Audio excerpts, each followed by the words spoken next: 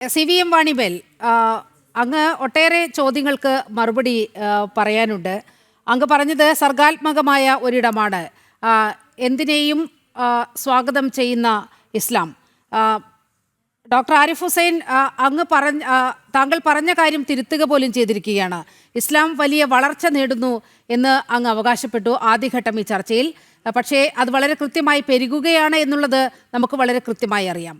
European രാജ്യങ്ങളിൽ എന്താണ് സംഭവിക്കുന്നത്, ഇസ്ലാമിന് എന്ത് സംഭവിക്കുന്നു, ഇസ്ലാം അവിടെ പൊളിറ്റിക്കൽ ഇസ്ലാം കടന്നു കൂടിയതിനു ശേഷം അവിടെ ഉണ്ടാകുന്ന അക്രമങ്ങൾ, ആ ഓരോ രാജ്യത്തിൻ്റെയും ഗതി, ഇതൊക്കെ വളരെ കൃത്യമായി ലോകമാധ്യമങ്ങൾ പുറത്തോട്ട് വിടുന്ന വാർത്തകളാണ്, നമ്മളും കാണുന്നുണ്ട്. അതൊക്കെ മറച്ചു വെച്ചുകൊണ്ട് ഡോക്ടർ ആരിഫ് ഹുസൈൻ ഉയർത്തിയ ആ ആശങ്കകളെ അങ്ങ് നിസ്സാരമായി കാണുകയാണ്. യഥാർത്ഥത്തിൽ അങ്ങനെയല്ലല്ലോ സംഭവിക്കുന്നത്. കേരളത്തിൽ നോക്കൂ, ഈ പൊളിറ്റിക്കൽ ഇസ്ലാമിൻ്റെ കടന്നുവരവ്, പൊളിറ്റിക്കൽ ഇസ്ലാമാണ് യഥാർത്ഥത്തിൽ ഈ തെരഞ്ഞെടുപ്പിനെ പോലും നിയന്ത്രിച്ചത്. അതിനുശേഷം ഉണ്ടായ കുറേ സംഭവവികാസങ്ങളുണ്ട്. ആദ്യം തന്നെ മഞ്ചേശ്വരത്തെ ഒന്ന് പോവുകയാണെങ്കിൽ, മഞ്ചേശ്വരത്ത് കെ സുരേന്ദ്രൻ്റെ ഫ്ലക്സ് ബോംബ് വെച്ച് തകർക്കുന്നത് കണ്ടു.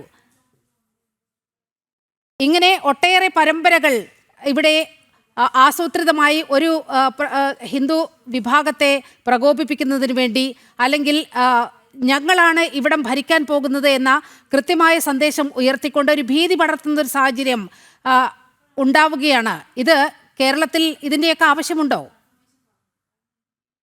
ആദ്യമായിട്ട് ഈ ചർച്ചയുടെ ചക്ക ഇപ്പോൾ പുറത്തു വന്നു. നിങ്ങളൊരു വിഷയം അവതരിപ്പിച്ചിട്ട് അതിനെ ഇസ്ലാമിനെയും മുസ്ലിം ലീഗിനെയും വേട്ടയാടുക എന്നതാണെന്ന് മനസ്സിലായിപ്പോ.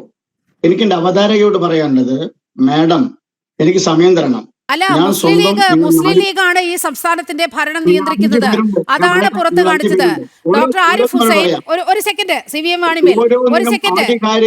ഡോക്ടർ ആരിഫ് ഹുസൈൻ ഈ UDF സർക്കാർ അധികാരത്തിൽ വരുന്നതിന് മുമ്പ് സമാനമായ പരിപാടികൾ നടത്തിയിട്ടുണ്ട്. അങ്ങനെ ഒരു പരിപാടി നടത്താനുള്ള വിലക്കൊന്നും അദ്ദേഹത്തിന് ഉണ്ടായിരുന്നില്ല. പക്ഷേ ഈ സർക്കാർ അധികാരത്തിൽ വന്നതിന് ശേഷം വളരെ കൃത്യമായ ഒരു ഫത്വ അദ്ദേഹത്തിനെതിരെ ഇറങ്ങിയിരിക്കുകയാണ്. അതാണ് ചോദ്യം ചെയ്യുന്നത്. അതെ, എന്നെ പറയാൻ സമ്മതിക്കോ?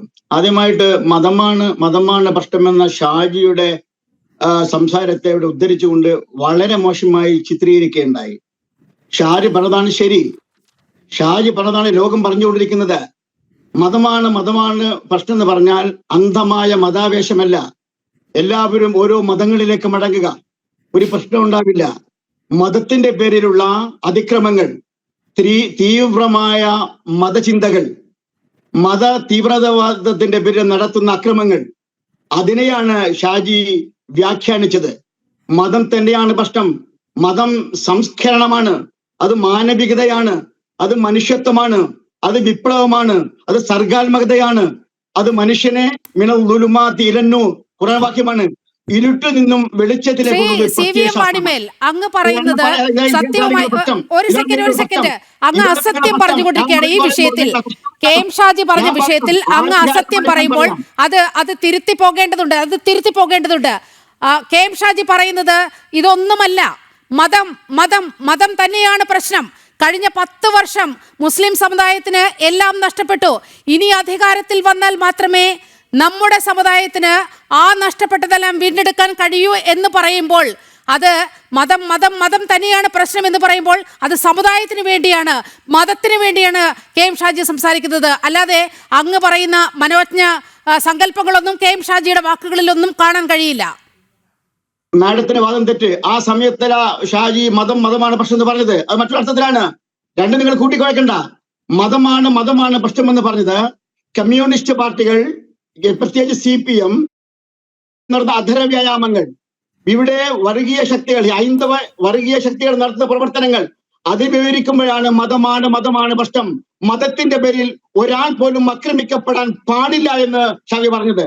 രണ്ടാമത്തെ ഇപ്പം അറിയാം, നിങ്ങള് മലപ്പുറത്ത് മുസ്ലിങ്ങൾ, നിങ്ങളുടെ ഭാഷയിൽ പറഞ്ഞ മുസ്ലിങ്ങൾ KM ഷാജി പറഞ്ഞ വാക്കുകൾ സമൂഹ മാധ്യമങ്ങളിലുണ്ട്, ഞങ്ങളുടെ കയ്യിലുണ്ട്. വേണമെങ്കിൽ അങ്ങേക്ക് ഒന്ന് കേൾപ്പിച്ചു തരാം. കാരണം പലവട്ടം ഈ വിഷയം എടുത്തിട്ടുള്ളതാണ്. KM ഷാജി പറഞ്ഞ വാക്കുകൾ പൊതുസമൂഹം കേട്ടിട്ടുള്ളതാണ്. ഇപ്പോൾ വോട്ട് ചെയ്ത് ജയിച്ചിരിക്കുന്നത് മുസ്ലിങ്ങളെ വോട്ട് കൊണ്ട് മാത്രമല്ല, ആയിരക്കണക്കിന് ഹൈന്ദവ സഹോദരങ്ങൾ വോട്ട് ചെയ്തിട്ട് ഷാജി രക്ഷപ്പെട്ടത്. ഷാജിക്ക് ഹിന്ദു സഹോദരങ്ങൾ സപ്പോർട്ട് ഉണ്ടായിട്ടുണ്ട്. ഒന്ന് പറയട്ടെ, എപ്പോഴാണെന്നറിയാം ഷാജി പറയാൻ കാരണം? വെള്ളാപ്പള്ളി നടേശൻ എന്ന് പറയുന്ന വർഗീയവാദി അതുപോലെ കുറെ ആളുകൾ മലപ്പുറത്ത് നിന്ന് വന്നുകൊണ്ട് മുസ്ലിങ്ങൾക്കെതിരെ വിഷം ചീറ്റിയപ്പോൾ ആ പ്രസംഗത്തിനിടയിൽ ഷാജി പറഞ്ഞിട്ടുണ്ട്, വെള്ളാപ്പള്ളി അനധികൃതമായി മുസ്ലിങ്ങൾ നേടിയെടുത്തു എന്ന് പറഞ്ഞപ്പോൾ അത് വിശദീകരിക്കുന്നതിനിടയിൽ മുസ്ലിം സമുദായത്തിന് ഒരുപാട് അവകാശങ്ങൾ സംരക്ഷിക്കപ്പെടേണ്ട ഘട്ടങ്ങളിൽ നഷ്ടപ്പെട്ടു പോയിട്ടുണ്ട്. സമരങ്ങളിലൂടെ സംവാദങ്ങളിലൂടെ നിർമ്മാണങ്ങളിലൂടെ നേടിയെടുത്ത അവകാശങ്ങൾ നഷ്ടപ്പെട്ടു പോയിട്ടുണ്ട്. ആ അവകാശങ്ങളെ കുറിച്ചാണ് ഷാജി പറഞ്ഞത്. ഒന്നുകൂടി നിങ്ങൾ മനസ്സിലാക്കുക. നിങ്ങൾ ഇന്നലെ ഈ ചർച്ച നടത്തുന്നത്, ഞാൻ ചോദിക്കട്ടെ, എത്ര വർഷമായി ഞങ്ങളെ ഭയപ്പെടുത്തുന്നു? ആരാണ് നിങ്ങൾ ഭയപ്പെടുത്തുന്നത്? ഇവിടുത്തെ മുസ്ലിങ്ങളെയാണോ? നിങ്ങൾ മലപ്പുറത്തെ ഹൈന്ദവ സഹോദരങ്ങൾ മുസ്ലിം സമുദായത്തിലെ ആളുകളെ ചേക്കേറ്റിയിരിക്കുന്നു മന്ത്രിസഭയിലേക്ക്. ചെറിയ കാര്യമല്ല. നിങ്ങൾ എത്ര വർഷമായി പറഞ്ഞുകൊണ്ടിരിക്കുകയാണ് മലപ്പുറത്തെ മുസ്ലിങ്ങളെ കുറിച്ച് അവർ മോശക്കാരാണ്, അവർ അങ്ങ് പറഞ്ഞതിന്റെ പൊള്ളത്തരം വളരെ കൃത്യമായി പറഞ്ഞു തരാൻ ഇവിടെ പാനലിസ്റ്റുകളുണ്ട്. വേണമെങ്കിൽ എം ഷാജി പറഞ്ഞ വാക്കുകൾ കൂടി നമുക്കൊന്ന് കേട്ടുവരാം. മനസ്സിലാക്കേണ്ടത്, നിങ്ങൾ ഈ ചർച്ചകൾ സംഘടിപ്പിച്ചിട്ട് മുസ്ലിം ലീഗിനെയും ഇസ്ലാമിനെയും മോശമായി അവതരിപ്പിക്കുന്ന തരത്തിലേക്ക് കൊണ്ടുവന്ന ആളുകൾ വിശ്വസിക്കാതെ ബോധ്യപ്പെടുക. രണ്ടാമത്തേത് ഒന്നുകൂടെ പറയാം നിങ്ങളോട്. ഇപ്പോൾ ആരിഫ് ഹുസൈൻ സായി പറഞ്ഞ വിഷയങ്ങളുണ്ടല്ലോ, അതുമായി നിങ്ങൾ ലീഗിനെ കൂട്ടിക്കെട്ടണ്ട. ആരാണ് മതമൗലികവാദികൾ? എന്തിനാണ് നിങ്ങൾ മുസ്ലിം സമുദായത്തിൽ തന്നെ എന്തിനാണ് മുസ്ലിം ലീഗ് വിമർശിക്കപ്പെട്ടത്? ഞങ്ങൾ തീവ്രവാദികളല്ലാത്തത് കൊണ്ട്, ഞങ്ങൾ വർഗീയവാദികളല്ലാത്തത് കൊണ്ട്. അതൊക്കെ അറിയാമോ? എത്ര ആളുകൾ നിങ്ങൾ മറ്റുള്ള സംഘടന ഞങ്ങൾ കൂട്ടിക്കെട്ടണ്ട. ഒന്നുകൂടെ ഞാൻ പറയട്ടെ, ഇസ്ലാമിൽ പരിഷ്കരണമില്ല. ഇസ്ലാം എന്ന് പറയുന്നത് അതിന്റെ പൂർണ്ണത വന്നിരിക്കുന്നു. കേട്ടോ നിങ്ങൾ? അതിൽ മുസ്ലിങ്ങൾക്ക് ഒരുപക്ഷെ മാറ്റം ഉണ്ടായേക്കാം, പക്ഷേ ഇസ്ലാമിൽ പരിഷ്കരണമില്ല. പരിഷ്കരണങ്ങൾക്ക് വിധേയമല്ല ഇസ്ലാം. ലോകാവസാനം വരെയുള്ള കാര്യങ്ങൾ വിശുദ്ധ ഖുർആനും പ്രവാചകരും അരുൾപ്പാട് ചെയ്തിരിക്കുന്നു. അതനുസരിച്ച് ജീവിക്കാൻ മുസ്ലിങ്ങളുടെ കർത്തവ്യം. പക്ഷേ മുസ്ലിങ്ങൾ മാറ്റമുണ്ടായിരിക്കാം. അത് വെച്ചിട്ട് ഇസ്ലാമിക ദർശനങ്ങളെ നിങ്ങൾ ദുർവ്യാഖ്യാനം ചെയ്യരുത്. ഒന്നുകൂടി പറയാം, നിങ്ങൾ മനസ്സിലാക്കേണ്ട യാഥാർത്ഥ്യം മനസ്സിലാക്കേണ്ടി പറയാണ് ഞാൻ. ഇപ്പോൾ ഇവിടെ നിങ്ങൾ വളരെ മോശമായി ഇസ്ലാമിന് പറയുകയുണ്ടായി. നോക്കൂ, ലോകത്ത് പ്രവാചകന്റെ പേരിൽ ഒരുപാട് കള്ള ഹദീസുകൾ, വ്യാജ ഹദീസുകൾ വന്നിട്ടുണ്ട്. ആ ഹദീസുകളൊന്നും യാഥാർത്ഥ്യമല്ല. അത് വെച്ചിട്ട് നിങ്ങൾ ഇസ്ലാമിനെ അളക്കരുത്. ഞാൻ വീണ്ടും ആവർത്തിക്കുകയാണ്. അഡ്വക്കേറ്റ് അനിൽ വിളിയിൽ ഞാൻ ഒന്ന് ഡോക്ടർ ആരിഫ് ഹുസൈനിലേക്ക് പോകേണ്ടതുണ്ട്. കാരണം ഡോക്ടർ ആരിഫ് ഹുസൈൻ മറുപടി പറയേണ്ട ചില കാര്യങ്ങളാണ് CVM വാണിമേൽ പറയുന്നത്. ഡോക്ടർ ആരിഫ് ഹുസൈൻ അങ്ങേക്ക് ഇടപെടാം. നിങ്ങൾ 5 പേരെ കൂട്ടിയിട്ട് എനിക്ക് സമയം തരണം. അങ്ങേക്ക് സമയം തരാം. അങ്ങ് തന്നെയാണ് പറയേണ്ടത്. അതിനുള്ള മറുപടി മറ്റുള്ളവർ പറയും. അങ്ങ് പറയൂ. ഒരു സെക്കൻഡ്. ശ്രീ CVM വാണിമേൽ, ഈ ഇടവേളയ്ക്ക് മുമ്പ് താങ്കൾ ഒരുപാട് കാര്യങ്ങൾ സംസാരിച്ചു. ഇതിനുശേഷവും ഞാൻ അങ്ങേക്ക് ക്ലാരിഫിക്കേഷന് വേണ്ടി സമയം തന്നു. ഡോക്ടർ ആരിഫ് ഹുസൈൻ ഒന്ന് ഇടപെടട്ടെ.